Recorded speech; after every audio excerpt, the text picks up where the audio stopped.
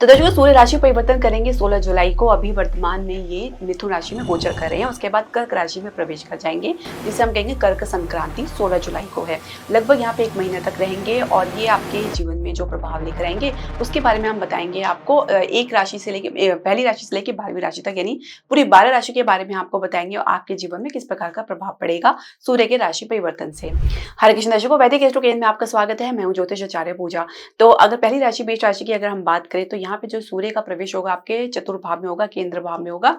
यहाँ पे सूर्य आके कहीं ना कहीं डेड हो जाते हैं, बलहीन हो जाते हैं। तो यहाँ पे सूर्य कहीं ना कहीं आपको ये दर्शाते हैं कि घर के किसी मुद्दे को लेकर या पारिवारिक मुद्दे को लेकर पिता कोई जो है सख्त निर्देश दे सकते हैं, कुछ डिसीजन ले सकते हैं। रियल स्टेट में आपको बेहतर टिकाव देखने को मिलेगा, ठहराव देखने को मिलेगा, विस्तार देखने को मिलेगा। साथ ही आपने घरेलू उद्योग में आपको स्टेटस में वृद्धि देखने को मिलेगा।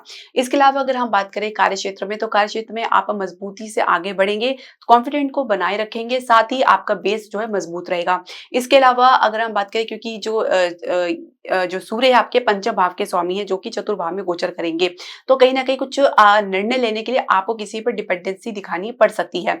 दूसरी राशि वृषभ राशि की अगर हम बात करें तो ये गोचर आपके तृतीय भाव में होगा, जो साहस और पराक्रम का भाग है। अब यहाँ पे जो सूर्य है आपके चतुर्भाव के स्वामी होके ये पीछे चले जाएंगे, यानी कि तृतीय भाव में आ जाएंगे। तो कहीं ना कहीं छोटे भाई बहन के जीवन में कुछ प्रगति उन्नति आपको देखने को मिलेगा।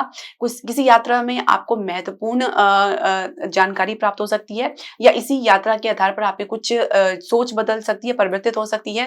साथ ही आप किसी बाहर क्षेत्र में, किसी अन्य क्षेत्र में कुछ निवेश के लिए अवसर तलाश में रहेंगे। साथ ही आप इसमें कुछ सफलता भी प्राप्त करेंगे। इसके अलावा हृदय का मरीज थोड़ा अपना अच्छे से ध्यान रखें। कुछ स्ट्रेस की समस्या, चेस्ट पे भारीपन की समस्या देख सकते हैं। इसके अलावा कुछ लंबी दूरी की यात्रा का भी योग बन सकता है, किसी धार्मिक यात्रा पर भी जा सकते हैं।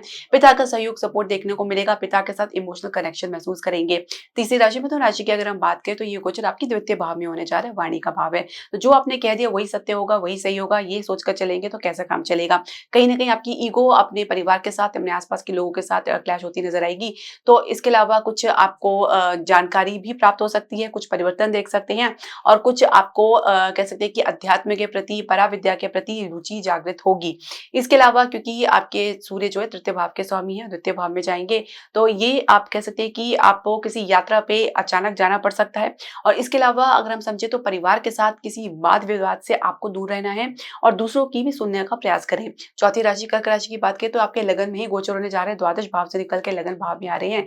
और जो अब तक आप खर्चा या नुकसान देख रहे हैं उसमें काफी कमी आपको देखने को मिलेगी। साथ ही यहाँ पे बैठ के सूर्य आपके सोचने समझने की क्षमता को, आपके निर्णय लेने की क्षमता को, आपके व्यवहार को काफी हद तक प्रभावित करेंगे। कुछ हद तक आपके भीतर अपने एक निर्णय को लेकर, अपनी बात को लेकर कुछ ईगो भी देखा जा सकता है। सूर्य आपके द्वितीय भाव के स्वामी हैं, तो परिवार की कोई बात मानते नजर आएंगे और परिवार की मान प्रतिष्ठा, स्टेटस के बारे में बहुत ज्यादा कॉन्शियस और गंभीरता दिखाएंगे। जीवन साथी के साथ संबंध में थोड़ा सा स्ट्रेस देखा जा सकता है, कुछ तनाव देखा जा सकता है, और कुछ अहम की वजह से भी आप लोग के बीच में डिस्टेंस देखा जा सकता है, कॉपरेशन की कमी देखी जा सकती है। व्यवसाय बिजनेस में सही निर्णय लेने में आप सक्षम रहेंगे, और एक प्रकार से कह सकते हैं कि सरकारी क्षेत्र से भी कुछ अवरोध दूर होते नजर आएंगे, या कुछ सहयोग आपको देखने को मिलेगा। इसके अलावा अगर हम बात करें पांचवी राशि सिंह राशि के बारे में, तो ये गोचर जो होने जा रहा है आपके द्वादश भाव में हो रहा है। लग्नेश आपके द्वादश भाव में चले जाएंगे, एकादश भाव से निकल के।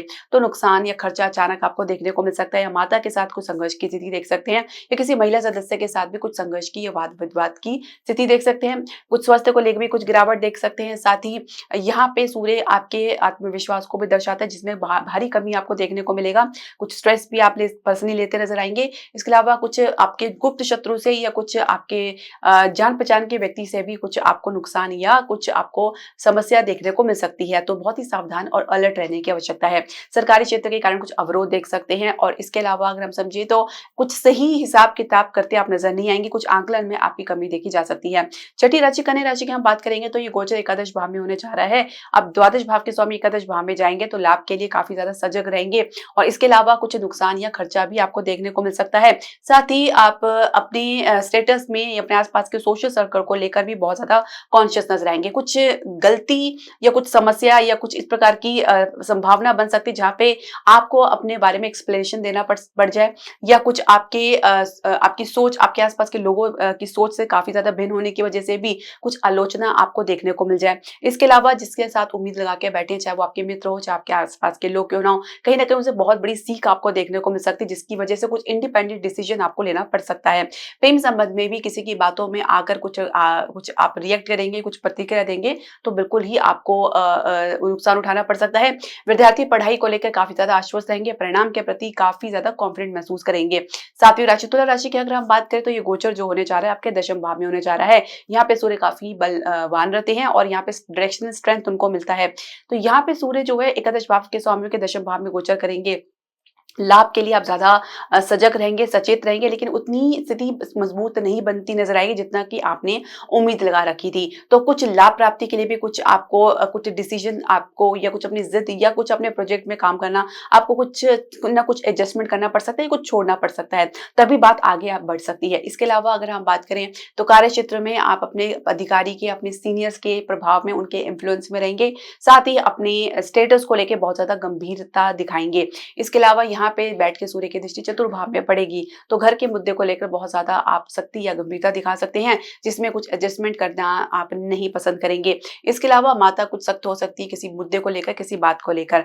आठवीं राशि वृश्चिक राशि की हम बात करें तो ये गोचर जो होने जा रहा है आपके नवम भाव में होने जा रहा है, जो आपके भाग्य का स्थान है। और ये समझे कि आप अपने पिता को लेकर बहुत ज्यादा कॉन्शियस रहेंगे, गंभीर रहेंगे, साथ ही उनके निर्णय को लेकर बहुत ज्यादा आप उसको पालन करते नजर आएंगे। एक प्रकार से कह सकते हैं पिता की कोई उपलब्धि आपको गर्वित कर सकती है, या पिता के कारण कुछ गर्व महसूस कर सकते हैं, पिता के साथ स्ट्रॉन्ग कनेक्शन महसूस करेंगे, और साथ ही कुछ किसी लंबी दूरी की यात्रा पे भी जाना पड़ सकता है। और ये भी संभव है कि आप अपने छोटे भाई बहन के जीवन में कुछ महत्वपूर्ण भूमिका निभाएं और उनके जीवन में कुछ परिवर्तन लाने के लिए या कुछ उनकी सहायता या सहयोग करने के लिए आप आगे आए। इसके अलावा किसी गुरु का सानिध्य आपको प्राप्त होगा, लेकिन गुरु से मार्गदर्शन भी मिल रहा है, लेकिन कुछ सख्ती भी आपको देखने को मिलेगी। इसके अलावा अगर हम बात करें नौवीं राशि धनु राशि की, तो ये जो गोचर होने जा रहा है अष्टम भाव में होने जा रहा है। यहाँ पे सूर्य अष्टम भाव में जाने की वजह से कहीं ना कहीं आपको कुछ कॉन्फिडेंट में गिरावट देखने को मिल सकती है, आत्मविश्वास में कमी देखी जा सकती है, लेकिन उतनी ही आपकी हीलिंग पावर स्ट्रांग बनती नजर आएगी। यहाँ पे बैठकर सूर्य आपको अध्यात्म के प्रति, पराविद्या के प्रति, गुप्त विद्या के प्रति नॉलेज देंगे, या कुछ जिज्ञासा आपके मन भीतर लेकर आएंगे। अब जो सूर्य आपके नवम भाव के स्वामियों के अष्टम भाव में जाएंगे तो पिता के साथ संबंध में गिरावट या डिस्टेंस देखा जा सकता है, या उनके सुख में कुछ कमी देखी जा सकती है। पिता के स्वास्थ्य में भी कुछ कमी देखी जा सकती है, उनका अच्छे से ध्यान रखें। अपनी स्वास्थ्य का भी अच्छे से ध्यान रखें। कुछ इम्यूनिटी में कमजोरी, हड्डियों से रिलेटेड प्रॉब्लम देखी जा सकती है। परिवार के साथ कुछ भेद उभर सकता है, जिसकी वजह से कुछ अलग ही रास्ता अपनाते हुए नजर आएंगे। 10वीं राशि मकर राशि की हम बात करेंगे तो ये गोचर आपके सप्तम भाव में होने जा रहा है, तो जीवन साथी के साथ संबंध को लेकर काफी ज्यादा सावधान रहने की आवश्यकता है। जीवन साथी किसी की सुनना पसंद नहीं करेंगे, जो निर्णय लिया है, जो भी बात विचार करिए, जो भी सोचा उसी पर अडिग रहना पसंद करेंगे। ज्यादा आर्ग्यूमेंट में नहीं आना चाहेंगे, और किसी के साथ आप कोई एडजस्टमेंट या समझौता करते हुए नजर नहीं आएंगे। अगर हम बात करें आपके व्यवसाय की, बिजनेस की, तो वहां पे कुछ प्रैक्टिकल होकर डिसीजन लेना पड़ सकता है, जिसके लिए आपको कुछ समस्या के बाद या कुछ हानि के बाद ही आपको कुछ समझ आती नजर आएगी, जिसके बाद ही आप कुछ विचार करेंगे कि जो भी आपको सोचना है, समझना है, वो प्रैक्टिकल होकर ही सोचना है, निर्णय लेना है।